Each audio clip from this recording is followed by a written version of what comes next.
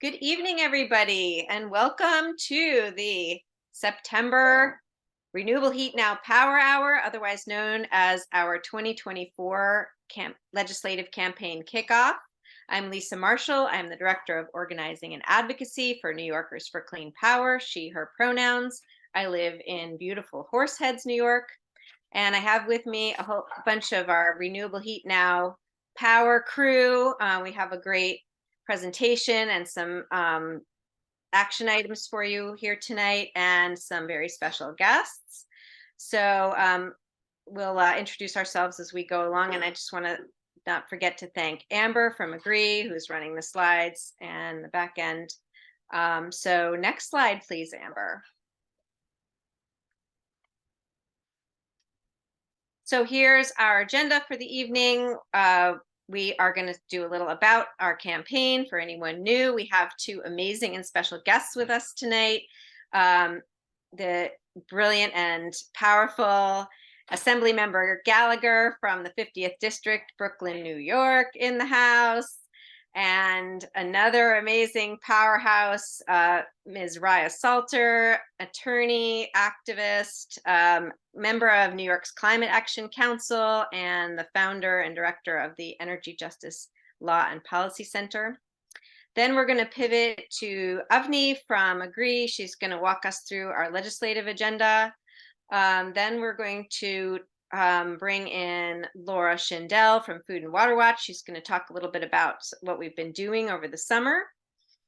Then we're going to bring in Andra from Agree New York and talk about the plans for this fall. We're going to take action together and then wrap up and talk about next steps. So we've got a very full agenda. Next slide, please. So the Renewable Heat Now campaign, this is a picture of many of you, many of us on this call from May of this year. We are a campaign, not an organization. We're a campaign made up of over 20 organizations from all around New York. They include policy shops, grassroots organizations, small regional advocacy groups, all coming together around a shared goal of decarbonizing New York buildings, promoting heat pumps, both ground source, air source, and thermal energy networks as a solution for getting fossil fuels out of our buildings. And of course, we want to do this equitably, affordably, safely, and as fast as possible. Next slide. And why is getting fossil fuels out of our buildings so important? Well, because in New York, our buildings, the fossil fuels we burn in our buildings are the largest source of greenhouse gas emissions. That's mostly from heating, but also from our hot water and cooking. And the reason it's actually the largest isn't the emissions from your house alone. It's also all the methane, all that fracked gas that leaks into the atmosphere from the moment you start to frack in Pennsylvania, move that gas along a pipeline, move it through the gas system and all the way to your furnace or burner tip of your stove. And so as we know, methane is 86 to 100 times more warming than carbon dioxide in the short term over the next 20 years. And this is the time where we need to slow down the heating of the atmosphere, and instead we are accelerating it with all of this fracked gas. So that's the reason that Renewable Heat Now focuses on the buildings and the way we heat and cool them. Next slide, please. So without any further ado, I'm going to introduce Raya. I gave a little preview. Raya's approved nickname is Climate Auntie, and she is the energy justice attorney, activist, author, and founder and executive director of the Energy Justice and Law and Policy Center. And she also very importantly served on our Climate Action Council.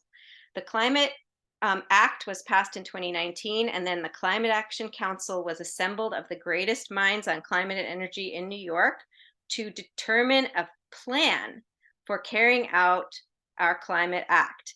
And Raya played a very, very important role in accomplishing that. And so now we have this plan, and a big part of the plan is how are we going to transition our gas system? So without any further ado, and Amber, could you undo the slides uh, and spotlight Raya? Hi, can folks hear me? Yes? Yeah. All right, thank you. I'm here from that beautiful Hudson, the type of what we want to protect from that nasty nuclear dumping. And excuse me, I'm at the Groundwork Hudson Gala, but there is no way in the world that I would miss out on speaking to this crew. I am thrilled. I'm so excited about this campaign kickoff because we are in an incredible fight and we need each and every single one of you to be activated about it. Where do I even start about why New York Heat is so important? So, we came up with this good climate plan, and we like to say it was so good that the only people who didn't vote for it were the reps from the fossil fuel industry.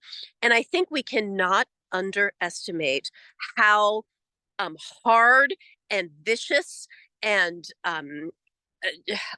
vicious, and powerful the pushback and the fight from the fossil fuel industry is against the progress that we are making in New York State, period. And so we really need each and every one of you to be excited and activated. And New York Heat is a really important part of the puzzle. So where can I start with it? So one of the things we did that was really great in the climate action plan was create a gas transition framework, acknowledging that we need to transition away from gas. We need to shut down the fossil gas power plants, and we need to get gas out of our distribution system, out of our homes, away from our families. We know it's dangerous, it's dirty, we don't want it.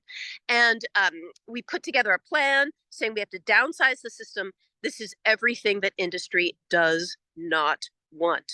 So they are pushing back to dismantle our climate law and to they want to here's the thing. Anything short of actually dismantling, taking down infrastructure and cutting off gas and shutting down power plants is a distraction. It is a false solution by industry trying to keep their business model, keep their profits, and keep this dirty energy in our homes. Why is New York Heat so important? New York Heat goes in and modernizes and updates our public service code. What's our public service code? This like behind God's back stuff, right? This like the law that governs our utilities. And what it does is it updates it and says, no, you do not need to provide gas service. In fact, you should not be providing gas service. Instead, you should be providing clean and renewable sources like heat pump, like district geothermal, and that's just the start of the things that New York Heat does. But it's important to modernize our code so that we can move away from gas infrastructure. There are also other incredibly important provisions to New York Heat that support affordability, that support community self-determination. I've been inspired as I've watched all of you activists over the summer with your ice cream. I am so here for it. It doesn't go with my diet, but I'm so here for it. And so that's all. I'll just keep things short and sweet. The leader who's coming on to speak after me is the most tremendous leader. Like, we need to support her. We need to have her back. We need to love her. And because she is making sure that our voices are raised in the right places they need to be raised in Albany. So I'll just stop there, and apologies I can't hang out with you for the whole hour, but each and every single one of you is important in this fight, because this industry is pushing back on all fronts, and not any one person cannot do this alone. And so go, Renewable Heat now. Go. Get your momentum, get your power, make your signs, make your plans. And when session starts, we're going to be all over the place, and we're going to be supporting and covering and loving on our leaders, like the person you're going to hear from next. So that's all I will say. That's all right. And I will toss it back to you, Lisa. Thank you, Raya. Woo! If you're not fired up after that, then you just don't have soul. So can you just put up Emily's slide, please? So we know her, we love her, It's Assemblymember Emily Gallagher, activist, organizer, nonprofit professional, and Assembly member for the 50th District. Emily was the lead Assembly sponsor for the All Electric Building Act. They said it couldn't be done. They said we weren't going to pass it. And guess what, people? We passed that. It was in the budget. It's a done deal. It's been signed into law, and it is happening, not just in New York City, but all across the state. Our new buildings will be built with modern, clean, healthy, safe, friendly technologies starting pretty soon. So without any further ado, I'm going to take it over to Emily, and let's spotlight Emily. So in case you haven't met her, you're going to get to meet her now. Take it away. Hi, everybody. Thank you so much, Lisa. And it's so great to go after Ms. Salter, who is such an inspiration to me and is just like really setting the bar in Albany in terms of the Climate Action Council and everything like that. So I am wearing a shirt right now that's actually about harm reduction, but it works for our purposes too. It says inaction equals death, right? And that is absolutely true on a warming planet. I have been reading this fantastic book. Oops, there you go. The Heat Will Kill You First by Jeff Goodell. And let me tell you, it is really bottom lining that we need to do this yesterday. But the sense of urgency is so important for this work because it is it's kind of, you know, it's urgent work, but it's also, it takes a lot of humility and energy and personal like power to push this across the line. And that's what I was so impressed with our campaign for the All Electric Buildings Act. I was the sponsor in the Assembly. Senator Kavanaugh was the sponsor in the Senate. But, you know, the Assembly was really kind of stuttering on it. There were a lot of folks that were not comfortable passing it. You guys went to their offices. You told them why your district needed it. And that makes all the difference because every elected official needs to know why their district is watching, paying attention, and what the benefits are for their voters. Because at the end of the day, you guys are our bosses and you're hiring and firing your elected officials. So keep that in mind. You're their boss. You tell them what you want. And what you want is to have more time on this earth for you, for your children, for your animals, for the animals and plants and trees that are suffering because of our inaction. This is absolutely critical. And one of the things that I really like about the New York Heat Act is it covers a lot of the bigger problems that we have with the way the whole system is set up. And it's not just at the codes level. It's not just at, you know, your heater or your outlet. It's going all the way in to rate cases and to what people are allowed to use your money for. And this is one of the most important issues that's happening today. I don't know about you guys, but my electric bill has been astronomical this summer, and we knew that it was coming, but it really hurt. Like my electric bill is like $200 and I live in a 700 square foot apartment. That's like not appropriate. And I know that some of my peers have had even higher bills, right? So this is too much money that we're spending, and we are not even spending it on the actual resource. What we're spending it on is projects to build out the fracked gas system and to keep us hooked on fossil fuels for time immemorial. So in my district, we had a pipeline that National Grid was quietly putting in, didn't really give anybody real notice.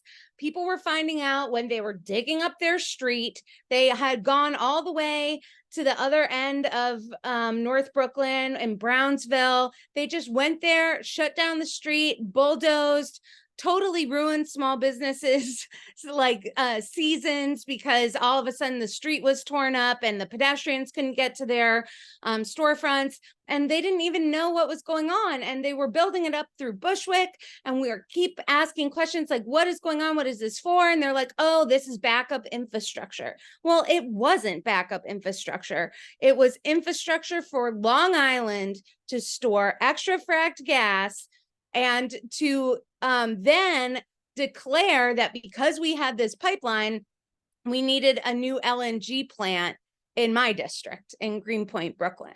And all of this was so that they could raise more money from the rest of us and make it so that they could say, oh, well, we have all these assets that, you know, we've paid for and we need to pay off.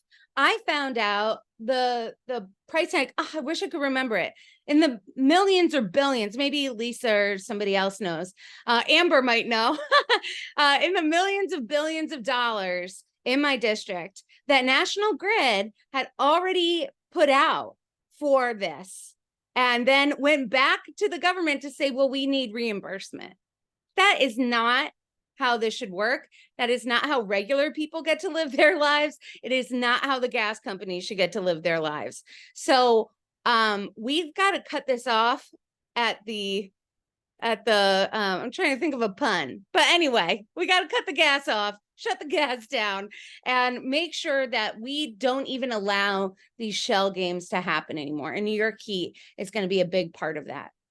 So I am so grateful for all of your energy, and I'm really looking forward to seeing you all again. I felt like we really bonded last year, and I'm in it for the long haul. You know, this is the most important issue of our lifetime. We get to be a major part of whether or not the human race and the other, you know, kingdoms get to live on into the future. Like what I always like to say to people is the earth is going to be fine, but it's all of us that live on the earth that might not be fine. And we've got to think about how can we pay back the earth that we've been taking way too much from, and start to build a different way of living here. So thank you. I am so grateful for your movement. I am so proud to be a part of it. And I can't wait to see you this fall. Thank you so much, Emily Gallagher. Woo! How about some applause, emoji applause for Emily? Thank you, Raya. Thank you, Emily. We are fired up, and we know we have friends in high places, and that helps us to, you know, stay the course when the going gets tough. So let's go back to the slides, and I'm going to turn it over. So remember Raya and Emily? Here they are. We're talking about some of what we already accomplished, believe it or not, earlier this year. So I'm going to turn it to Avni from Agree. Avni? Hey everyone, I just want to say thank you again to our amazing speakers. They did a lot of amazing work last year, along with everyone on this call. I see a lot of familiar faces. Thanks for joining us again. But also want to talk about, just keep the party rolling with all the amazing things that we won, because we really did win a lot that I think the cards were stacked against us in a lot of ways. We're going up against multi-billion-dollar industries. And so let's talk a little bit about the All Electric Building Act, which we did it. We kicked fossil fuels out of buildings starting in 2026 for 6 stories and under, and 2029 for 7 stories and above. And what that means is that all buildings starting from those years are going to have to be electrified and efficient right from the start. And we all knew this was a no-brainer, right? That is the cheapest and easiest time to electrify a building. But you all did the hard work of educating yourselves and your communities, your friends, your peers, your legislators about this bill, which is so critical to our futures. We also did another really hard thing, which was fight off an extremely bad accounting bill, methane accounting bill, that would have gutted our Climate Act, the Climate Leadership and Community Protections Act. It also would have called into question all of the work done over the last 4 years on our state's scoping plan, which really sets the view forward for how we're going to address all of the goals in our Climate Act. And now that we have that plan, it actually has a lot of really good and supportive provisions of our work. But this bill introduced by Dee Dee Barrett and Kevin Parker would have changed the way that methane is treated by our climate law, which we could not allow. We can't allow for the gas industry and its affiliates to make methane look like a less harmful fuel than it actually is, right? We know that they're constantly trying to push false solutions like renewable natural gas and pretend as though these are real solutions to our climate problems and get past those methane limits. But luckily, the movement came together. We all stood strong together to say no, and we heard Governor Hochul really back off and listen to the movement and recognize that there were a lot of people who would have been extremely upset were this bill to go forward. And so it got removed from the budget negotiations and was just a really terrific demonstration of our power when we can all come together around one message. And so I hope we hold that with us through the rest of this campaign, that despite a massively powerful and extremely well-funded opposition, doing all kinds of dirty tactics, robocalls, and paying protesters, despite all of that, we were able to overcome that disinformation and those lobbying campaigns and cancel that bill. All right, so next slide, please. All right, so no pressure, but we're just going to have to do it again this year with the New York Heat Act. And so many of you are already familiar with this, but I'll give a short overview in a couple slides for folks who are just joining us newly for this session. If you're new to the campaign, welcome, and thank you so much for joining us for the campaign kickoff. And I can tell you a little bit about our wins on this bill because it is slowly getting more and more traction and support.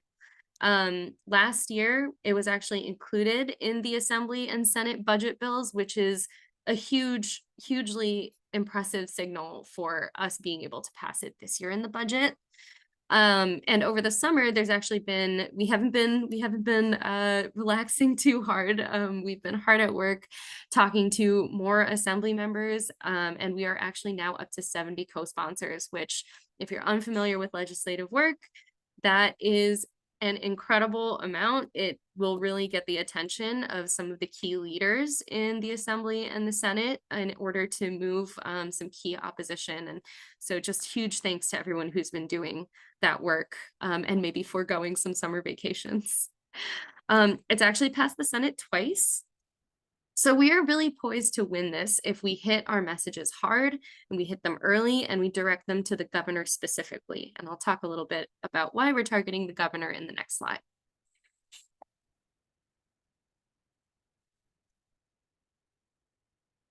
All right, so as I mentioned, Governor Hochul is our target, and that is because we have won it in the budget in the two houses, in the Assembly and in the Senate. So if we can get Governor Hochul on board, that's a huge positive signal to the rest of the legislature that they should be following her signals and following up on her priorities. She's actually supported provisions of New York Heat in some of her statements. In the State of the State, she actually supported a piece of the New York Heat Act called the 100-foot rule, which I'll get into in a second. The other thing is that we have an energy affordability crisis in this state, and she knows that. She's quite aware of it. She's given money in the budget process twice now to try and solve this affordability issue. Of course, we all know that this is a systemic problem and is not going to be solved unless we address the root of it. And New York Heat gives her a way to address the root of the problem with a 6% cap on energy bills. So if she signals support for a bill as part of her executive strategy, we think that she can influence state legislators to rally behind her. So we're going to be messaging hard that New York Heat is a #1 priority to address climate, to address affordability, to address low-income households, to address health. There are just so many reasons, and we know she's going to listen this year. The other part of this is why are we doing this in the budget? Well, the All Electric Buildings Act passed in the budget. The budget cycle is often shorter than the legislative cycle. There's a sense of pressure to get a budget passed in a timely manner to keep our state running, keep municipal workers paid. We love a paid worker, and get some of the biggest fiscal issues ahead of the state figured out. So that means that we're going to have a first bite at the apple at building momentum, building power, and unity among legislators to get this passed. Next slide, please. All right, so here's the moment where I talk a little bit about what New York Heat Act is, because even for our seasoned volunteers and members and folks who have already done some lobbying, it's been a minute. So let's talk about what New York Heat is.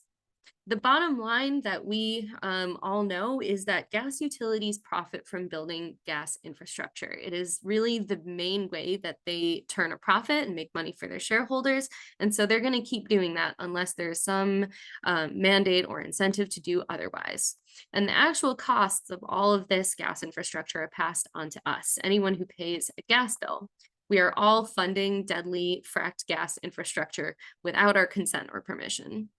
So New York Heat actually requires utilities to rein this in, stop handing out gas hookups like candy, and intentionally and thoughtfully think about alternatives like thermal energy network and energy efficiency.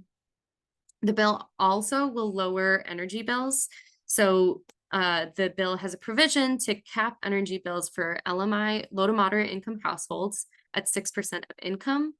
And typical bill savings have been calculated to be around $75 a month, which is a huge chunk of change for families who are short on money for groceries, medicine, or could just stand to heat or cool their home a little bit better because our summers are hot and our winters are cold.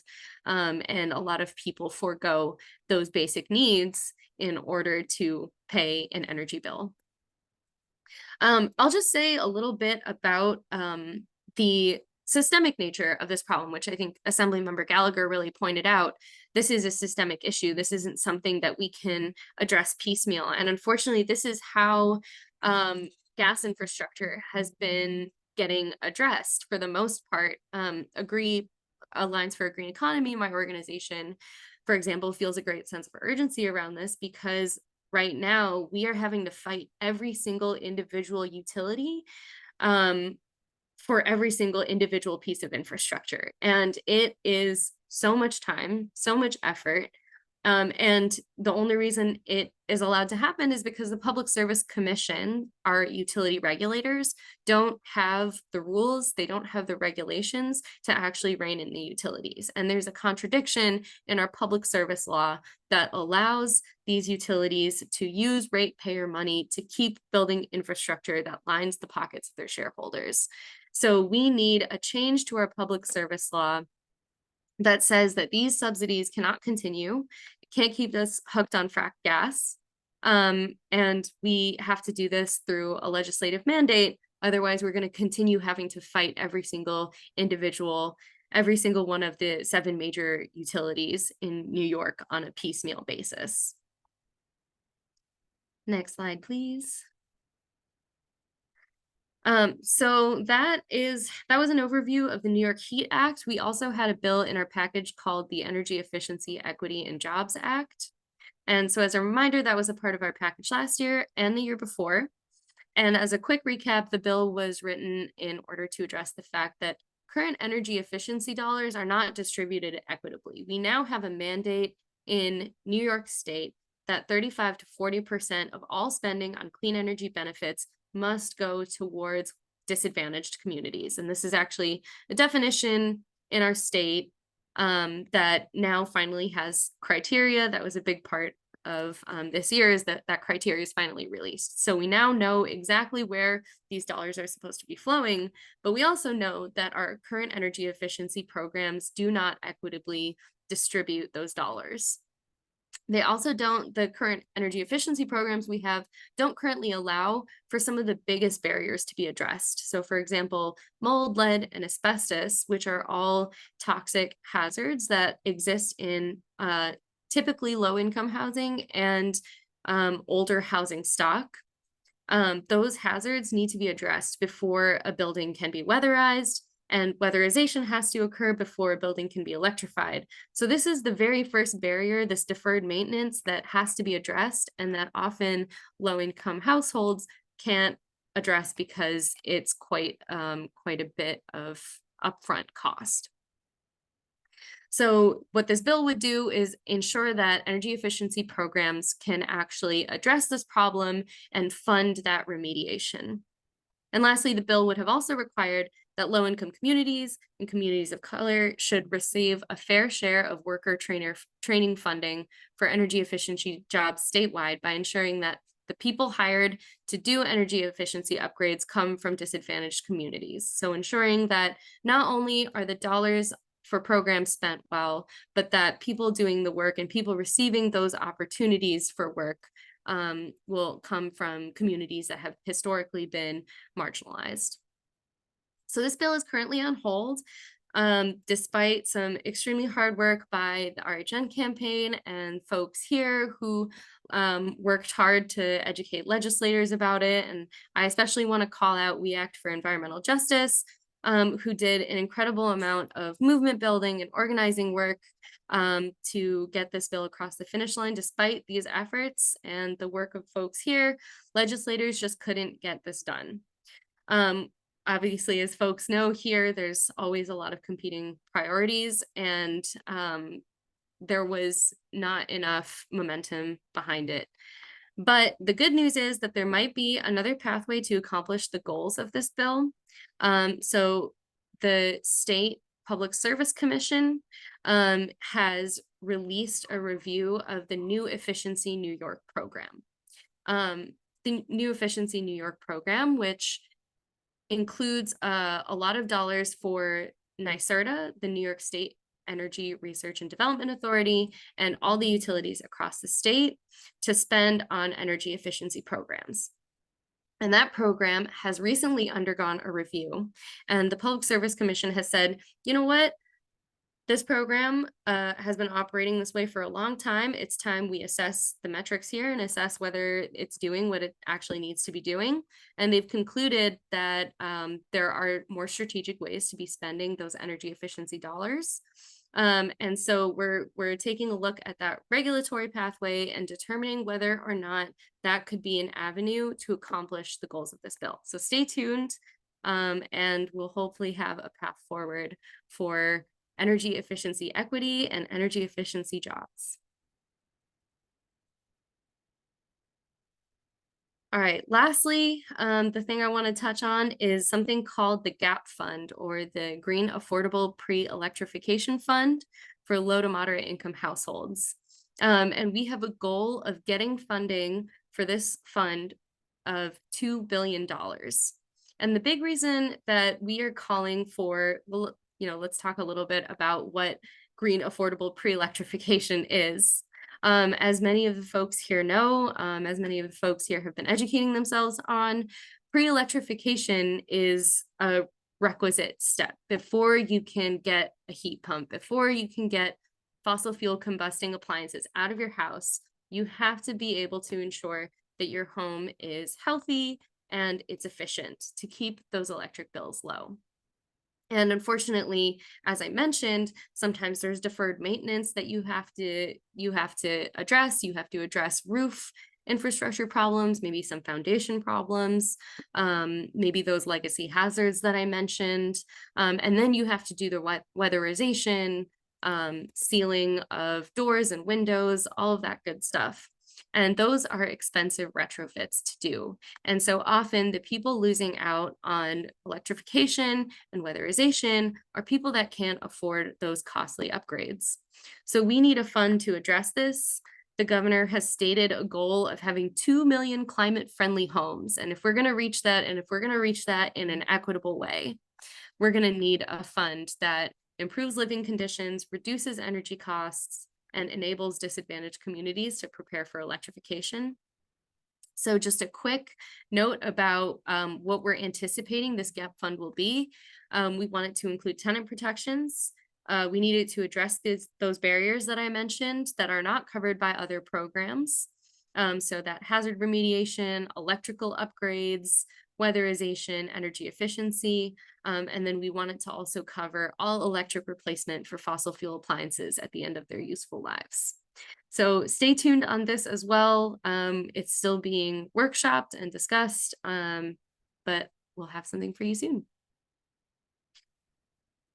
And with that, I believe I'm passing it over back to Lisa. Thank you so much, Avni.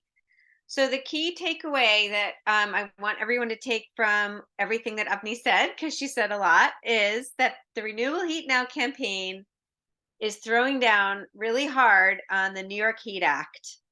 That's our number 1 priority, our number 2 priority, our number 3 priority. And we may have additional pieces to a package for this coming year, but none of those is in place now. And right now we're laser focusing on the New York Heat Act, with the target being Governor Hochul. So what did we do over the summer with that premise? We started getting postcards signed when people were doing their summer tabling. And I would love to take a moment to put the link in the chat to the digital version of this postcard and give everybody a chance to go ahead and sign the postcard digitally. Even if you already signed a physical postcard, there's no harm in signing the digital postcard too.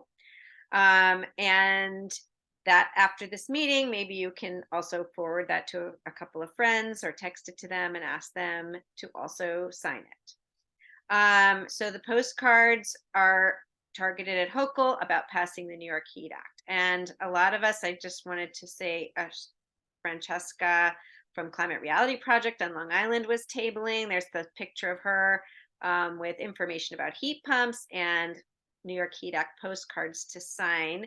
And I was going to quickly call on Diana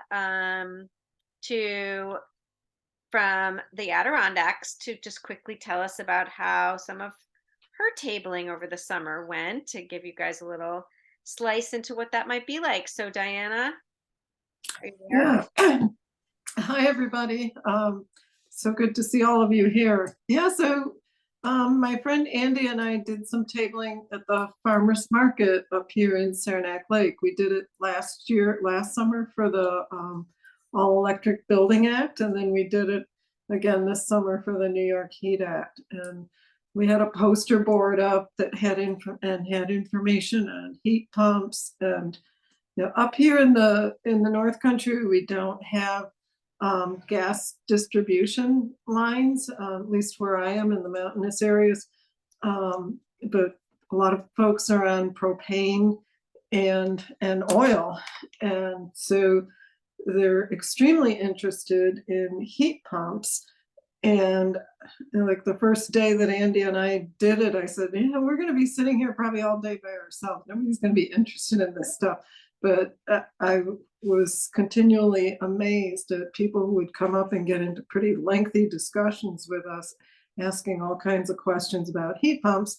And then they would sign a postcard and learn about New York Renews and the New York Heat Act. And it was just overall a really good experience. It was because I'm new to the area, so it was a great way to meet people and talk to people and feel like part of the community. And it was actually a lot of fun. And we've got one more date scheduled in September, and I'll be and we've got postcards ready to give to Governor Hochul and get this New York Heat Act passed.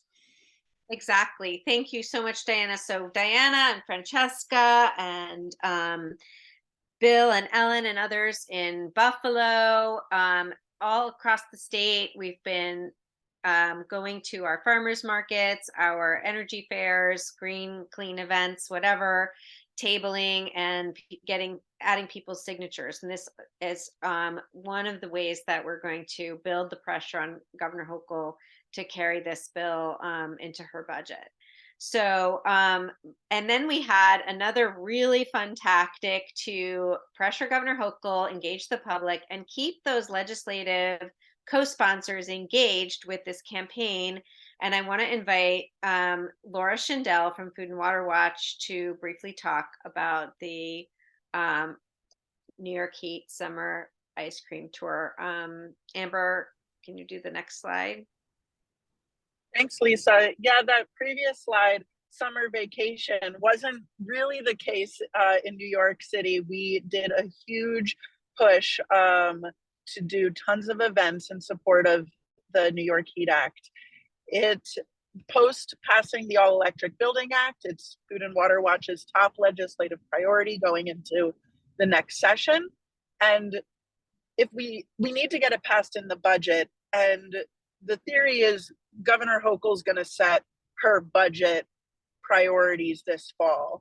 And so we needed to build momentum and keep that pressure on this summer.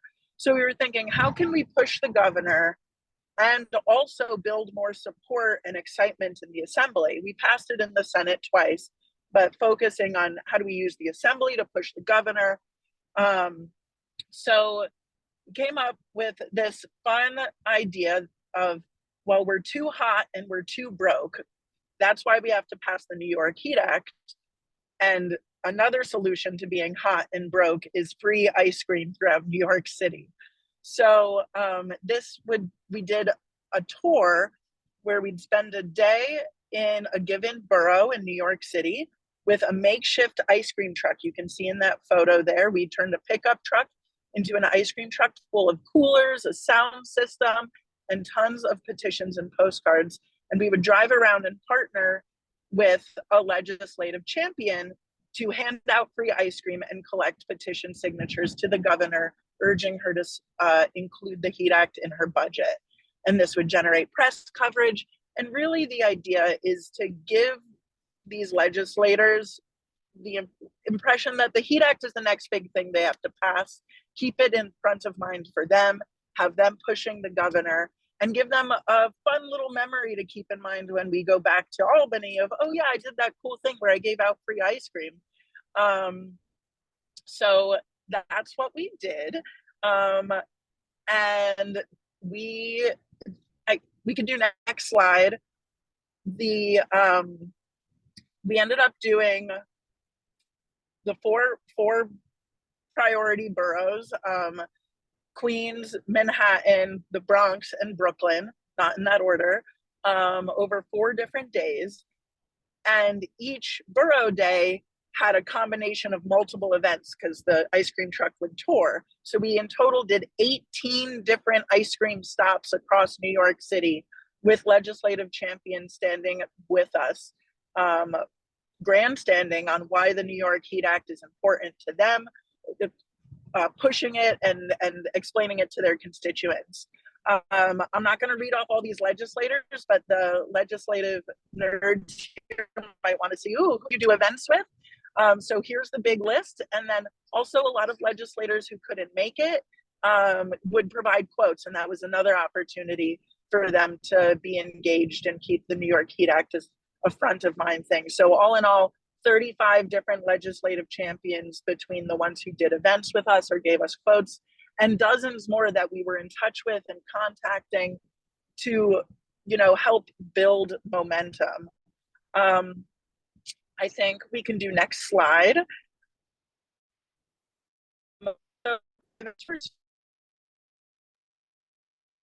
Oh, Laura, I think we just might have lost your audio.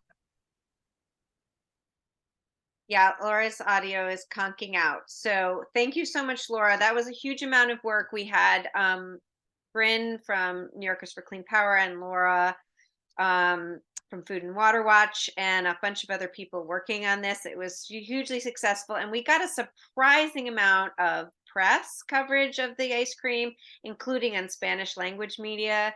New York City media market is notoriously very difficult to break into, but it was very successful. And if you use Twitter, please go to the Renewable Heat Now Twitter and look for those quotes about the ice cream tour. Thank the legislators on social media, retweet on your own thing, on your own account, and kind of keep that momentum going, because it was just incredibly creative and fun summer way to keep these legislators engaged. As we know, we're very focused on the climate. The legislators have a million people trying to get their time and attention for a very ton of very important issues. And so engaging them around something fun and interactive with ice cream was just a real win. And thank you so much, Laura. So with any luck, though, the weather will be turning colder. And that was a New York City based operation. So we have something that we're extremely excited about brewing, kicking off in a couple of weeks. And I'm going to turn it over to the amazing Andra from Alliance for a Green Economy to talk to you about what we have in store and what we're planning with all of you. Thank you, Lisa. Yes, so at the same time that the ice cream tour was being planned in New York City, we started cooking up this idea for a hot chili tour to pass the New York Heat Act that would go all across New York State. So first, please go to the link that I put in the chat and find your location there and sign up, and also bookmark that link to share it with your friends across the state. And just a note, there are 2 pages of events at that link, so make sure that you look at both pages or you might be disappointed. We have so many events already scheduled. We've got Sleepy Hollow, Brooklyn, Croton-on-Hudson, New Paltz, Albany, Syracuse, Ithaca, Rochester, Binghamton, Saranac Lake, and Buffalo. And then we have still trying to plan ones in Hudson, Long Island, Utica, Rockland County, Poughkeepsie, Cortland, and Elmira. Like, that's a lot of chili, and that's a lot of tour stops, and that's a lot of new friends that we're going to be making. And we're working with local partners, local organizations in each of those areas to help promote the event, to help invite state legislators and local elected officials, and to help get their networks informed about what is going on and what it will take to pass this bill. And so what's on the menu, you might ask? Next slide, please. So, a Cantastoria. It's a super fun way to learn through an interactive performance with big, colorful pages illustrating the issue. In this case, it will be the New York Heat Act. And there will be audience participation and local musician accompaniment. And the amazing Kim Fracek is leading the painting of the Cantastoria. And then we're all going to be participating and presenting it and inviting people from our audience or from our attendees to come and join in with us on it. It's going to be great. Next slide, please. And swag, right? We need swag. We're going to have t-shirts this year, t-shirts, stickers, and buttons. And here is the hot off the press new t-shirt design for 2024 for the New York Heat Act. And when you sign up to attend either of 2 mass mobilizations that we're going to have for New York Heat, December 6th or January 23rd, or both, you will get a brand new Renewable Heat Now t-shirt to wear at that mobilization. And we're going to do photo ops with legislators at the chili tour stops also. It was super fun during the ice cream tour, so we're going to repeat that and take group photos with the legislators and the crowds who come to the hot chili tour, and we'll have this amazing New York Heat step and repeat background. It's going to be lovely. Next slide, please. And we're also going to be taking action together at these events.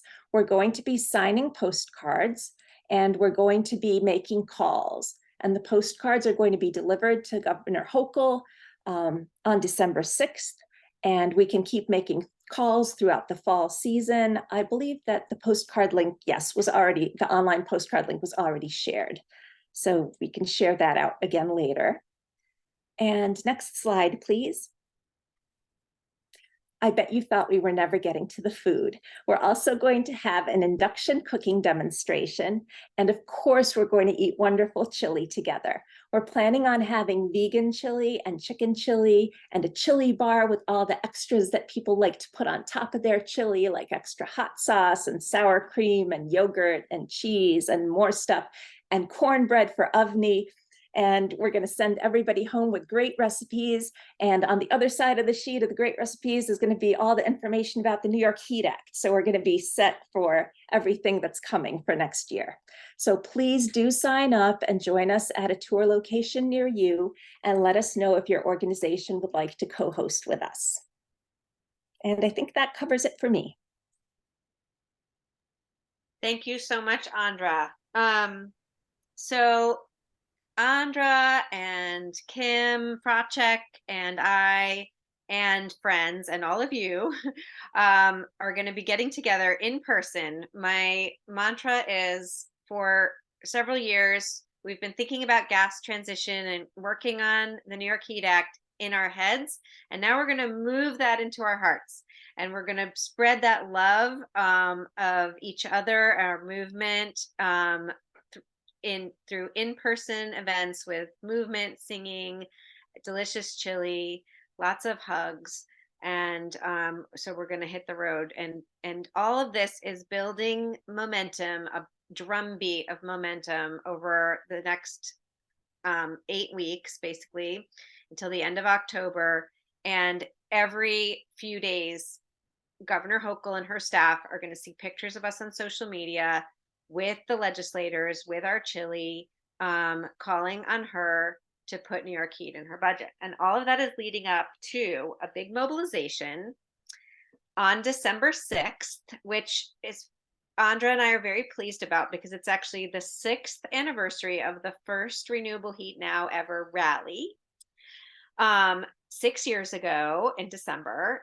It's a Wednesday. It's planned for a time when students will be done with classes. So we're trying to get a lot of students involved, a lot of college students. They'll be in their study period, but the students involved in climate are so smart. They can take a little time to come and rally with us during their study period and still get A's in all their courses. So we originally planned to have this mobilization on the 6th in Albany, which is where our first ever mobilization was. We were advised that maybe we should go to New York City because that's where the legislators will be, and we'll want them to come and speak and rally with us. However, today I learned that they have a retreat in Albany that same week.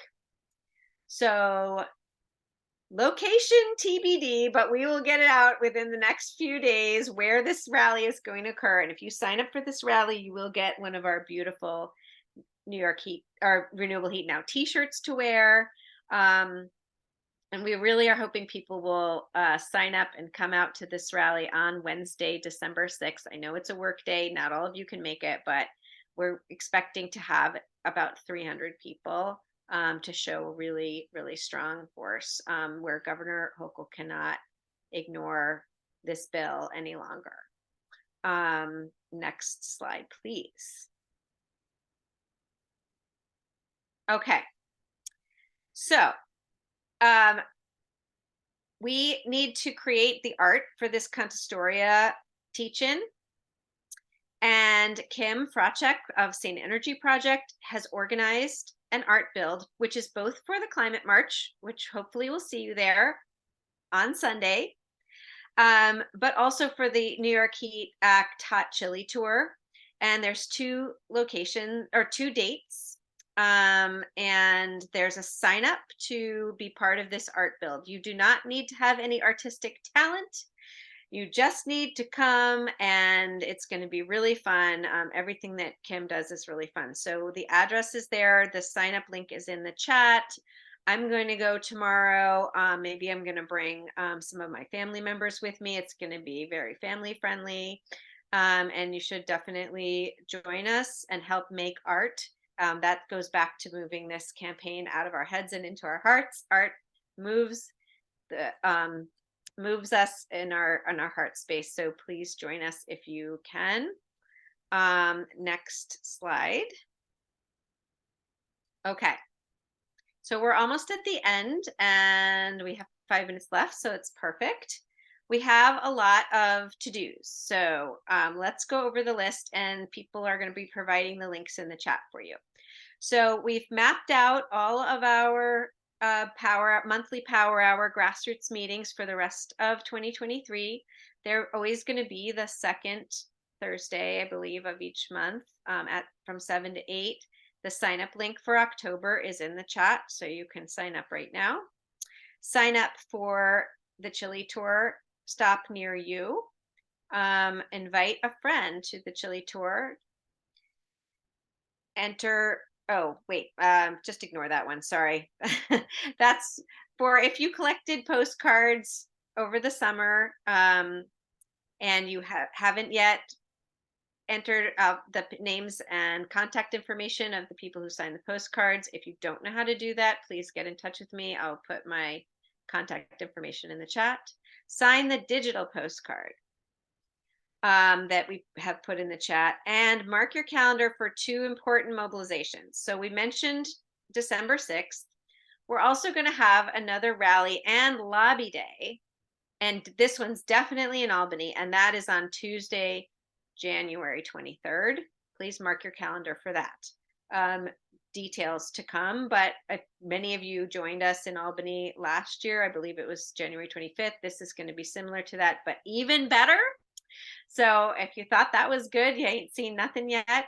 And this will, hopefully be so successful that the legislators are going to have really no choice, and the governor, but then to pass all of the elements of this amazing and transformative piece of legislation. So let's go to the final slide, Amber. Okay. The last 2 days in New York, representatives of almost every important climate and energy policy group in New York and beyond nationally met in New York City to plot and plan together how we're going to win the most important transformative piece of climate legislation that, since the CLCPA in New York, and to make the CLCPA real, which is the New York Heat Act. And so there's a lot of work going into a coalition letter to the governor, and to inside strategy and research that is going to be done, and all that kind of like behind the scenes insidery stuff. And none of that is going to succeed without all of you engaging in the outside or grassroots strategy. We are the grassroots, and without the grassroots, we cannot accomplish something like this. It's absolutely essential that we are engaged and that we are taking action on this bill. But know that you have a ton of support, and that over the past few years, the Renewable Heat Now campaign has schemed and dreamed and planned and organized and brought all of these organizations into alignment to agree that their top priority is passing this bill, the New York Heat Act, and hopefully also the GAP fund. So we're looking good, and look at this group of people. I mean, could they possibly lose? I don't think so. So I just want to leave you with that thought. We've never been as strong, as smart, as unified, and as committed before as a movement around one piece of legislation. So, the postcard link didn't work. Somebody said that's not good. Did anybody else? It's okay. So bit.ly is case sensitive. It has to be capital R, capital H, capital N, capital P. So try it. Make sure that when you're doing it, it's case sensitive. Okay, or you can use that link. So that's it for us tonight. It's exactly 8 o'clock. We like to end on time. Yes, Carol, I see your question. Yes, we're going to be working on building out our regional advocacy teams as we do this Chili tour of the state, so that we keep on the advocacy at the constituent level. Thanks, everybody, so much. Thanks to all of our wonderful presenters. Thank you to all of you who attended. Thank you so much to all of you who are working to spread the word about the Chili tour, to host the Chili tour, to invite legislators, musicians, friends, and neighbors to the Chili tour in your part of the state. We kick off 2 weeks from tonight with Sleepy Hollow in Westchester County. Thanks to Sarah and Mothers Out Front for being our local hosts. And we'll see you on the tour and see you on October 12th. Have a good evening.